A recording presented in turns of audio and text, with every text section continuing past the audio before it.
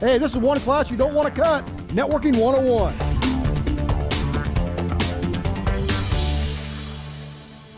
You know, wireless is a really amazing technology because we really can't see it. We see the effects of it, right? And anytime we're dealing with something that's more effect-based, we have to represent it with math, with numbers, with impossible abbreviations, it seems like. And one of the ones you're probably going to use more than any is dBs. Now, dBs kind of get a little bit tricky, right, because they're logarithmic, and they add together, but only if they're in the same units. And we use dBs everywhere, right? Let me go ahead and show you what I'm talking about here. dBs themselves are not necessarily a number that they kind of stand alone. A dB is in reference to something. So this is a dBm. The M, I'm just kind of putting the braces around it for emphasis. The dBm means that I'm referencing one number to 1 milliwatt. A dBW means that my reference measurement is 1 watt. And this becomes really important because dBs are always a ratio. They're always two numbers that I'm actually looking and manipulating from somewhere. I'm high or low of my reference number that I'm calling out here in this dB measurement. So M's are milliwatts, W's are regular watts. Now, where you're going to use this at is really two places. On a wireless access point, my dBms, I want to use dBms because typically that's what you're going to use the most and see the most out there. And the reason is, especially in an ISM band type of radio, when it comes to 2.4 gigahertz or 5.2 gigahertz, what you're looking at is that you're staying below 1 watt. Anything above 1 watt in most countries requires a license to actually run. So nearly everything that we're going to install as wireless engineers out there are going to be dealing in the milliwatt range or the dBm range. So dBms are going to give you two reference values here on an access point. They're going to tell you what the transmitted power is. So in this case, we're saying it's 14 dBm, and it's also going to tell us what our receiver sensitivity is.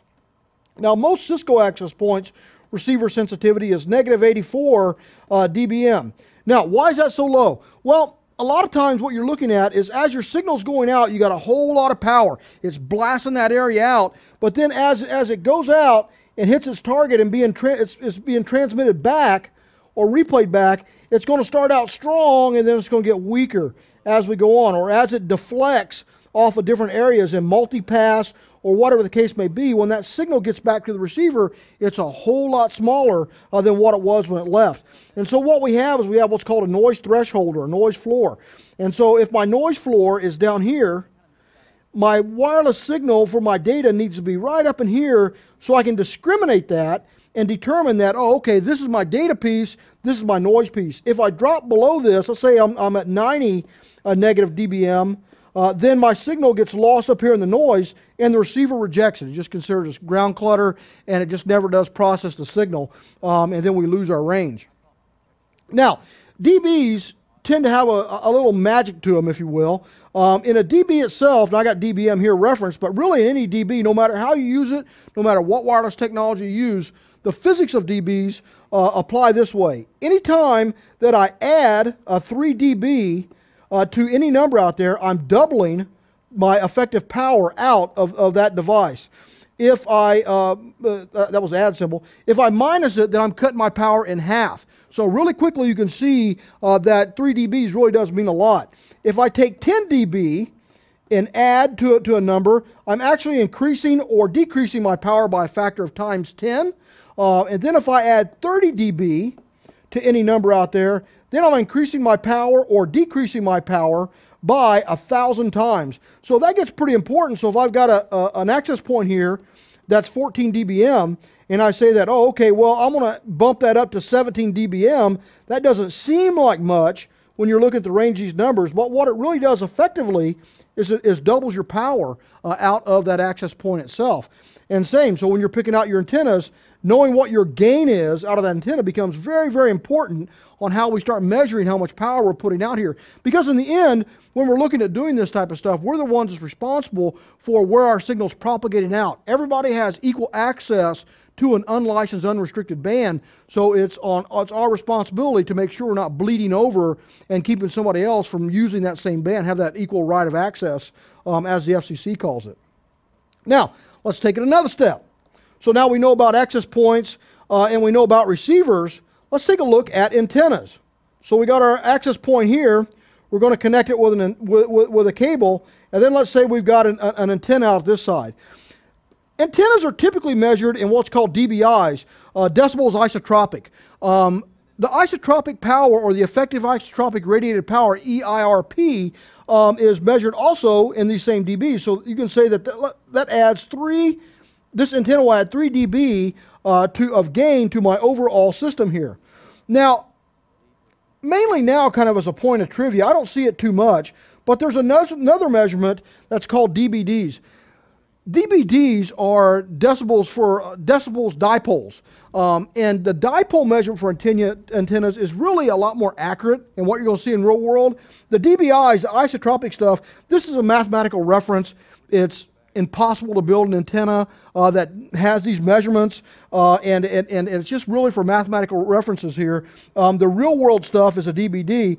So what did the regulatory bodies decide to use? They use the one that is really impossible, and it's just how it is, man. This is how it is around the world. Antennas are measured in dBIs, but if for some reason that you get an antenna that has a dBd measurement on there, all you need to do really is subtract 2.2, and you're going to get the equivalent of a dBi. Pretty important. If you ever do this in front of people, they'll think you're a genius. But in the end, it's just really subtracting or adding 2.2 to that number. Subtract it, you get your dBi. Add 2.2 to this number, and you'll get your dBds. So pretty cool, right? Now, system-wide, as I'm looking at measuring this out and putting dBs in action, it actually works like this. It's kind of cool. I've got an access point that is 14 dBm. I'm connecting it up to my antenna, and I say that my antenna output is 3 dB. Now, mathematically, I can add this up and say, okay, that's 17 dBm. 17 dBm means that this access point is now times 2 what it was when it came out of the box, right?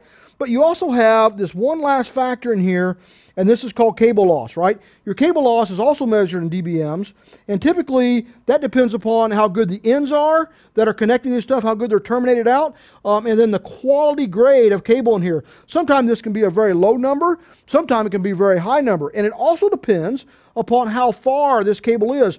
You certainly never want to put a cable on and run it 100 feet if you don't need to. You only want to run your cable for as long as you need to, because every foot you add on here, you start losing dBs.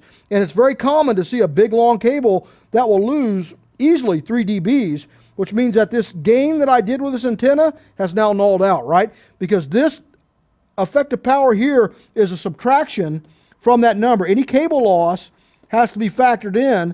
And so if I'm losing 3 dB on this line, the only thing I did here was wasted my money unless I'm focusing that signal on here a little bit better. And sometimes that's really what you want to do. You want to condense and consolidate that signal like on a fire hose, right? You sit there and hold the water, it just kind of squirts out. Put a nozzle on, turn it, you can get some more pressure because you can direct the way the water goes.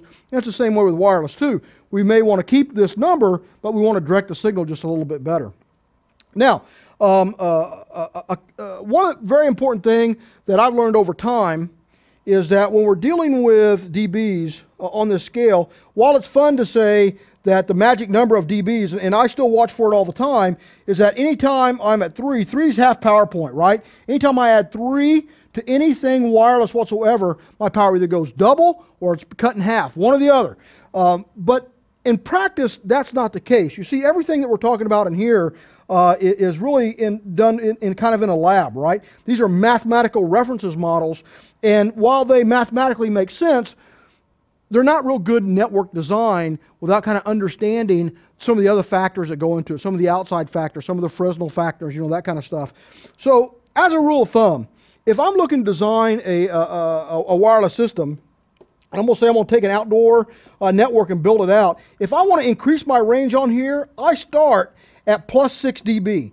6 dB is pretty much going to come close to doubling what my range is on a device. If I'm indoor, then I'm usually looking at 9 dB gain is what I need in my system to kind of double indoors. Why? Well, because you have all this stuff bouncing. You know, your signal is very uncontrolled in an indoor environment because, man, it's bouncing off other stuff.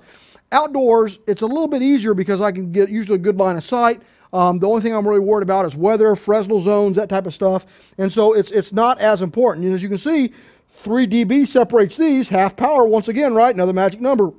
But when you're designing out your networks, mathematically, yes, always keep this in mind that as we're adding this stuff up, but when you're designing your network and you're adding antennas or you're looking to focus and control that, the numbers I look at are the next series up, and that's 6 for outdoors and 9 for indoors. We can get really complicated with this stuff. We can break out logarithmic charts and all that. Man, that's just silliness.